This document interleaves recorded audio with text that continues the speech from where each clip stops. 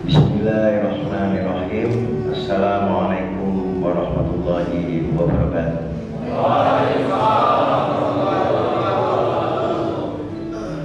Innal hamdalillah nahmaduhu wa nasta'inuhu wa nastaghfiruh wa na'udzu billahi min shururi anfusina wa min sayyiati a'malina.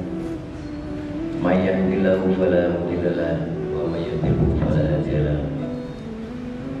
Asyhadu an la ilaha illallah wahdahu la syarika lah wa asyhadu anna Muhammadan abduhu wa rasuluhu la nabiyya ba'dah.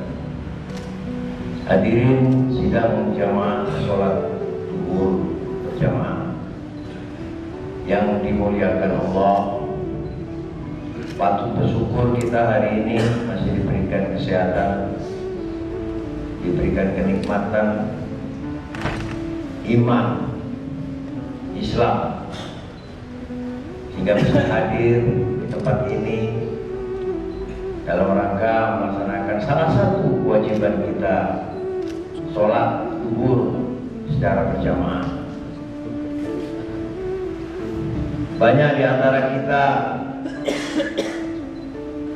punya kemampuan fisik yang luar biasa, semoga nilainya A atau PS, tapi dia tidak sanggup pergi melangkahkan kakinya ke masjid. Banyak juga di antara kita yang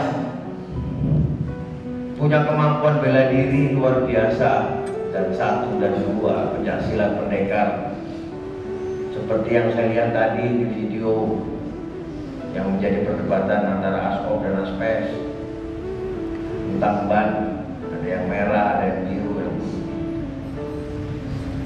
Tapi dia tidak sanggup melangkahkan kakinya ke masjid. Maka bertanyalah seorang anak kepada bapaknya, "Wahai ayah, pekerjaan apakah di dunia ini yang paling jauh dan paling berat?" Maka seorang ayah menjawab, "Itu adalah pekerjaan pergi ke masjid." Karena ternyata pergi ke masjid adalah pekerjaan yang jauh dan yang paling berat. Hadirin anak-anak sekalian, sebagai umat Rasulullah tentu kita mengharapkan kebahagiaan dunia dan akhirat. Rasul hadir di dunia ini ditunjuk oleh Allah untuk memimpin umatnya, membawa akhlak manusia agar sesuai dengan keinginan, sehingga manusia tersebut akan bahagia dunia dan akhirat.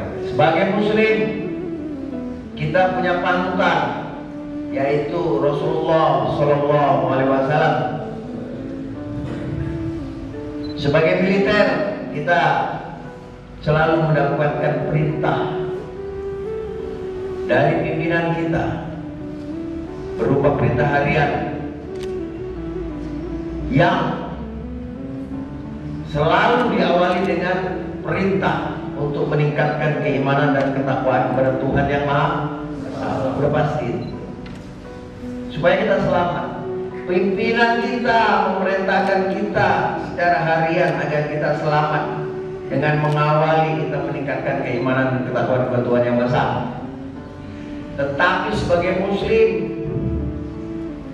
kalau kita mau selamat dunia akhirat, maka panutan kita adalah Rasulullah.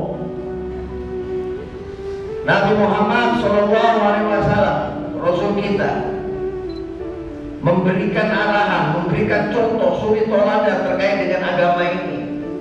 Beliau tidak pernah memberikan kekerasan untuk memerintahkan kepada umatnya melakukan ibadah, tetapi selalu mengawali dengan contoh dan suri teladan. Contoh dan suri teladan. Ada 7 kebiasaan Rasulullah yang kita bisa ikuti supaya kita menjadi umatnya yang selalu mengikuti kebiasaan Rasul, sehingga nanti di sana Di akhirat nanti Rasul bilang, umatku ini adalah orang-orang yang selalu mengikuti saya dengan mencontoh perilaku dan kehidupan saya sehari-hari. Ada 7. Rasulullah selalu lakukan ini setiap hari.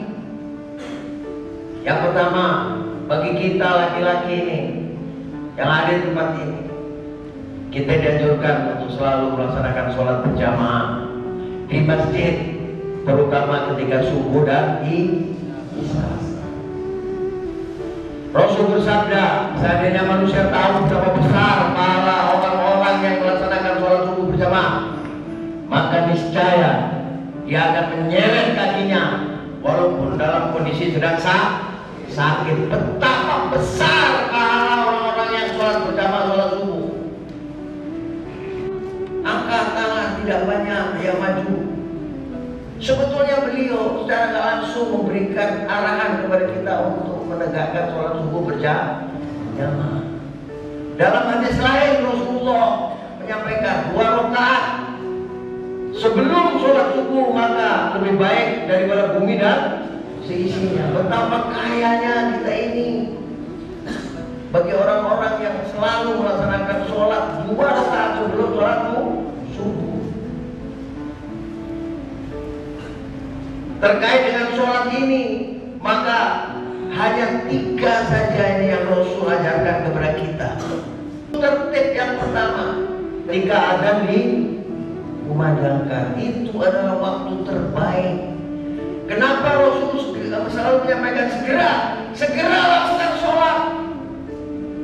Waktu yang terbaik adalah ketika kita mendengar adzan, ketika adzan dikumandangkan, karena kita tidak tahu apa yang terjadi. Misteri kehidupan, misteri of life.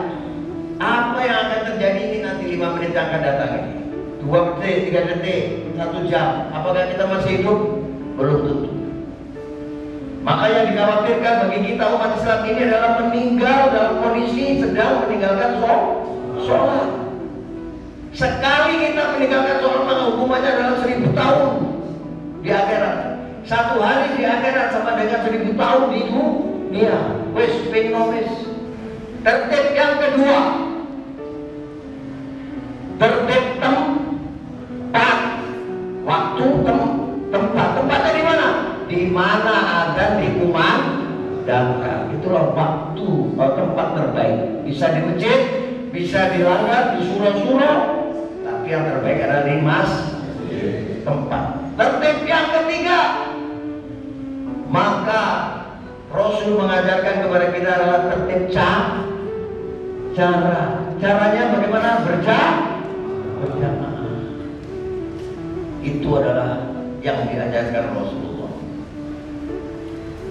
Maka sholat berjamaah tadi selain pahalanya ditingkatkan 27 derajat, ada pahala buat kita yang sholatnya nggak khusyuk tapi tetap diterima. Itu persoalan contoh Rasul yang pertama selalu melaksanakan sholat berjamaah. Dan anjuran Rasulullah bagi kita laki-laki ini adalah sholat subuh dan sholat isya berjamaah di bukan di rumah kamu ngimami anak istrimu. Masjid tempat kita terbaik bagi laki-laki untuk melaksanakan sholat, sebagaimana yang selalu dianjurkan Panglima TNI. Yang kedua, Rasul selalu melaksanakan sholat tahajud atau qiyamul lail. Satu-satunya ibadah sunnah yang Allah perintahkan di Al-Quran adalah sholat qiyamul lail. Yang lain ibadah sunnah itu Nabi yang ngajarin. Tapi khusus sholat tahajudnya Allah perintahkan sendiri. Ada beberapa keutamaan orang yang melaksanakan sholat tahajud. Yang pertama, Allah akan bimbing apa yang akan kita kerjakan besok hari. Kita akan dibimbing, nanti kamu gini. Yang kedua, kalau ada kesulitan, Allah akan bantu. Dikasih jalan keluar, cara menyelesaikan kesulitan itu. Yang ketiga, apabila ada orang yang gak suka sama kita, maka Allah sendiri akan menolong kita, mengamankan kita, melindungi kita. Maka saya anjurkan kalian nanti pada saat melaksanakan tugas, sering-sering melaksanakan sholat tahajud agar. Dan yang terakhir, sesuai janji Allah, sisihkan sebagian waktu malam untuk beribadah kepada kata Allah, maka saya akan kuangkat derajatmu. Logikanya begini, kalau siang kayak gini banyak gak yang berdoa? Banyak, karena banyak malaikat sibuk nyatetin seperti jalur bagi bercuci, jalur bucu ayu, ya kan? Mungkin jalur suki, kalau dilaporkan sama Tuhan, apa itu permintaan orang-orang yang sholat tadi banyak kali, tunggu Tuhan ujikan aja itu. Tapi bagi kita yang sholat malam di sepertiga malam, maka tidak banyak orang yang melakukan itu. Sehingga logikanya malaikat katanya itu sih perlu apa itu? Siapa minta sedekah ya Allah? Kasih. Karena malaikat tidak sibuk, langsung sebutkan. Ya Allah, minta berhasil dalam tugas, kasih. Yang sersan ingin sedekah, kasih. Ingin utangnya lunas, kasih. Itu ketuaan orang yang selalu sholat tahajud itu akan diangkat derajatnya, dan itu janji Allah. Kalau kalian ingin dimudahkan karir dan sebagainya, maka sering-seringlah melaksanakan sholat tahajud. Itu sholat yang kedua. Yang ketiga itu persoalan rezeki. Rasul selalu melaksanakan sholat duha. 2 rakaat ini teman-teman, anak-anakku, cukup untuk membuka kunci rezeki Allah yang ada di langit. Buka, ada kuncinya rezeki itu. Lah kalau kau sholat duha, jalur kunci ini buka, buka, tek. 2 rakaat cukup. Angel panglima, enggak sulit. Bagi kita yang habis sholat, habis lari-lari, habis kegiatan kurbe, pulang mandi, gelar sajadah. Allah Wadduha wal-laili idza saja. 2 rakaat salat ya Allah. Ini rezeki yang buka. Pintu buka. Sholatmu duha. Kebiasaan Rasul. Sholat berjamaah, sholat dahur, sholat duha. Nah, yang terpenting, Rasulullah selalu membaca Al-Quran sebagai cara, upaya untuk menjadikan kita tenang batinnya. Bacalah, hiasilah rumah-rumah kita dengan bacaan Al-Quran. Di barakmu, nanti di posmu, baca pelan-pelan itu, supaya malaikat datang. Setan itu kabur, betul Pak Ustaz ya? Kalau ada bacaan Quran, kabur. Kamu punya foto dengan panglima begini, gak apa-apa, dipasang. Minimal tikus sama cicak takut. Tapi setan takutnya adalah dengan bacaan Al-Quran. Baca itu, syukur-syukur, pelajari. Artinya hafalkan. Yang ada di kampung saya ini, suatu saat terawih, imamnya agak komunisi juga ya. Allah. Baca suratnya yang angel. Ya ayyuhalladzina amanu taqullaha wa tanzur nafsum ma qaddamat lighad wa taqullaha innallaha khabirun bima ta'malun. Macam lupa dia. Maklum ya, orang yang ngerti surat Al-Baqarah mau. Akhirnya ada yang prajurit 501 dengan gagah berani, kul huwa. Tahunya hanya kulhu. Maka bacalah Al-Quran pelan-pelan sambil dihafal. Nah, siapa yang hafal 5 juz, 4 juz, 3 juz, 2 juz, 1 juz, terus modal rugi terus kulhu berapa kok? Pelan-pelan baca. Hari ini Anas Al-Alaq, Al-Ikhlas, Al-Ghafir, Kafirun, terus sampai An-Naba 30 juz. Setidak-tidaknya kita bisa, insya Allah bisa. Hiasi rumah kita dengan bacaan Al-Quran supaya tenang, damai, kita berangkat tugas dalam kondisi tenang. Karena rumah kita selalu dilindungi oleh para malaikat. Setan nggak ada sih. Kadang-kadang kebiasaan Rasul yang kelima adalah, nah ini penting buat kita ini, sering-seringlah bersedekah. Lek pingin sugih le, orang usah judi online. Tadi Roma Irama udah ingetin, bohong jawabannya. Maka janji Allah bagi mereka yang bersedekah, yang kita keluarkan itu akan dikalikan 10. Matematika yang kita pelajari di SD dulu, kita punya uang 10, keluar 1 tinggal beroleh 9. Padahal enggak, kata Allah, yang 1 ini dikalikan 10 menjadi 19. 2 kalian keluar maka menjadi 28. 3 37. 4 46. Makin banyak, 10 keluar jadi 100. Soal sedekah ini ada syarat lain supaya Allah ganti itu, lipat gandakan. Jangan lupa ikutkan Pak Ikhlas sama Bu Ikhlas karena Allah. Sama satu lagi Pak Yakin dengan Bu Yakin Allah akan ganti. Satu-satunya zat yang tidak pernah bohong itu Allah. Kalau panglimamu ini masih sering bohong, apalagi sama istri, ya kan? Pak kemana? Tadi itu, padahal ke sono. Tapi Allah janji itu pasti ditepati. Maka jangan ragu untuk kalian bersedekah. Nah, cara belajar ikhlas ini mudah. Besok hari Jumat kamu sholat Jumat gak? Biasanya kalau sholat Jumat kamu buka dompet gak? Buka kan? Untuk infak. Bukalah di situ.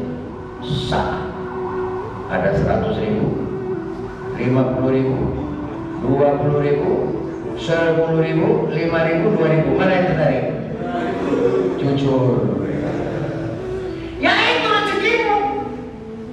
2.000 kali 10, 20.000. Maka Ustadz Adi Hidayat mengajarkan kepada kita, bersedekahlah kamu sebatas tidak ikhlas. Cuma berikutnya buka lagi sah. Ya, ya kan? Ada 10.000, 100.000, 50.000, 20.000, 5.000, 2.000 lagi. Kemarin saya ikhlas 2.000, sekarang 5.000 kali. Jumat berikutnya begitu. Rokok nggak ini ya? Rokokan, yakin Tuhan kasih diri 10.000 kali. Sampai suatu saat kamu akan sanggup dengan ringan hati mengeluarkan yang 100.000. Yakin Allah pasti akan balas. Dan tidak ada orang yang bersedekah menjadi miskin. Ada di lagunya siapa? Wali bos Roma Irama terus. Ya kan? Oh jadi miskin tak mungkin Allah yang jamin. Nah, itu lagu cari berkah. Betul? Bersedekahlah kamu kalau ingin cepat kaya, rezekimu banyak. Jangan judi online. Nggak ada orang judi itu kaya. Roma Irama mengingat itu. Maka amalan Rasul yang ke-6 adalah selalu menjaga wudhu. Nah ini ilmunya Panglima Jenderal Sudirman. Waktu itu Panglima Jenderal Sudirman sudah dikepung sama Belanda. Ada pengkhianat yang menunjukkan di situ Pak Sudirman dicari, dikepunglah tempat itu, dicek masuk ke dalam. Panglima Jenderal Sudirman mengajak para pengikutnya untuk berzikir. Ini Sudirman, nggak ada, bukan. Allah tutup matanya para penjahat itu, penjajah itu, sehingga meyakini bahwa Sudirman tidak ada di situ. Kenapa? Ternyata Panglima Sudirman almarhum selalu menjaga wudhu. Wah, ini amalan paling angel menurut saya, sulit. Ya toh, tapi setidaknya kalau kita sering sholat sunnah, insya Allah wudhu terjaga. Sering-seringlah menjaga wudhu kalian di tempat operasi nanti, supaya Allah lindungi kalian. Allah tutup itu para separatis itu gak bisa melihat kalian, tapi kamu bisa melihat dia. Gunakan ilmunya Allah, insya Allah bisa jaga wudhu. Nah, yang terakhir, yang ketujuh adalah selalu berzikir, istighfar bos. Zaman sekarang ini kita sulit menjaga mata. Kita apalagi sudah ke mall. Di mall itu mana ada yang panas, semuanya dingin. Tapi banyak yang pakai baju belum jadi. Celana dalamnya lebih panjang daripada roknya. Sulit. Aku sendiri juga mengalami itu. Di Bandung, di Jakarta itu udah rambut pirang, bajunya lorek-lorek, belum jadi, bahannya kurang, Masya Allah. Dilihat barang bagus, nggak dilihat. Kalau dilihat dosa, ya nggak dilihat mau bagus apa. Maka dua orang anak saya perempuan selalu mengingatkan saya kalau saya jalan di mall. Bapak, matanya itu. Ya nah, ya. Minggu berikutnya pergi lagi ke mall. Mana sudah nggak dimarahin anak pakai kacamata. Ternyata kacamata pun masih kelihatan mata kita dari sebelah. Rupang gini. Mata masih kelihatan bapak. Pusing kita. Mau pakai kacamata muda nggak mungkin ya di sini tuh. Tapi tentara tetap berpikir. Terakhir jawabannya adalah, anakku, sebetulnya papa sudah berusaha untuk tidak melihat, tapi masalahnya terlihat. Nah, mulai agak diam, akhirnya menjadi sebuah nasihat. Apa itu? Anakku, sudah tahu seperti itu nggak baik, maka kamu tidak boleh mencontoh. Berpakaianlah yang baik, Allah ditutup dan sebagainya dan sebagainya. 7 kebiasaan Rasul kalau kita ingin selamat dunia dan akhirat. Sehingga nanti kalau kamu minta syafaat Rasul, insya Allah ini kita tergolong orang-orang yang selalu mencontoh. Terakhir rekan-rekan, kata guru saya, nanti sebelum kiamat Allah perintahkan Masjidil Haram untuk berangkat menuju surganya Allah duluan. Hei Masjidil Haram, naik kamu ke surga. Masjidil Haram protes sama Allah. Saya mau ya Allah, kalau Masjidil Nabawi juga ikut. Oke, perintahkan Masjidil Nabawi berangkat. Masjid Nabawi pun protes. Saya mau ya Allah kalau Masjidil Aqsa yang di Palestina itu juga ikut. Perintahkan Masjidil Aqsa naik. Masjidil Aqsa juga protes. Ya Allah, saya mau berangkat kalau seluruh masjid-masjid di dunia ini juga ikut. Maka masjid-masjid di dunia ini juga protes. Ya Allah, kami mau berangkat kalau orang-orang yang selalu memakmurkan masjid juga ikut.